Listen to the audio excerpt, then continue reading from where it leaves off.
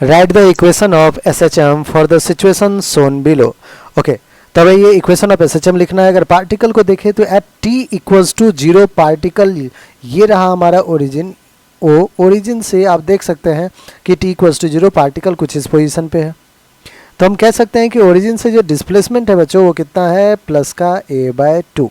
So x is a/2 at t equals to 0, and also we know that the standard equation of displacement of SHM is x is equals to a sin omega t plus phi। ठीक है, ये कब होता है, जब हमारा particle mean position से चल रहा हो, when particle is performing SHM from mean position। But हमें तो यहाँ पे x is equals to a cos omega t plus phi लिखना होगा। क्यों बच्चों, क्योंकि पार्टिकल आप देखिए एक्सट्रीम से मीन की तरफ जा रहा है। अगर आप ध्यान से देखें तो पार्टिकल की वेलोसिटी टुवर्ड्स मीन पोजीशन है, इसका मतलब ये कहाँ से आ रहा होगा, एक्सट्रीम से आ रहा होगा। तो हम लिख सकते हैं कि x की वैल्यू कितना, a/2 which is equals to a cos omega, t की वैल्यू कितना 0 प्लस का फाइ, क्योंकि यार t इक्वल्स टू 0, x है a/2। a/2 is equals to cos of phi.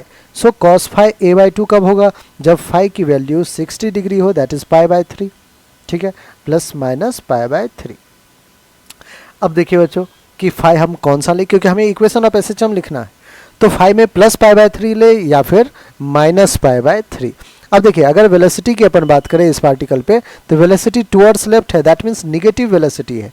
Velocity होगा क्या, तो इसको डिफ्रेंशिएट कर दीजिए, a cos omega t plus phi को डिफ्रेंशिएट करने से a ओमेगा माइनस का sine of omega t plus phi दिखेगा आपको।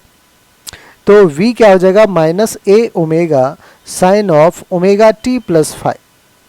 अब बच्चों डायरेक्शन क्या है, at t equals to 0 velocity negative है, तो माइनस का v is equals to minus का a omega sine of omega t that is 0 plus का फाइ। बच्चों माइनस और माइनस तो प्लस हो गया, वेलोसिटी आ गया a omega sine of phi.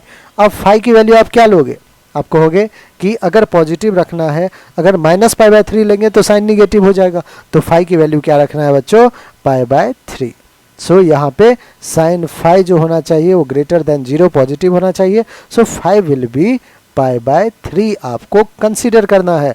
अब इक्वेशन ऑफ SHM लिख देते हैं। Required equation of SHM is x is equals to a cos omega t plus phi, that is π/3. So this will be our required SHM for this particular simple harmonic motion. All right.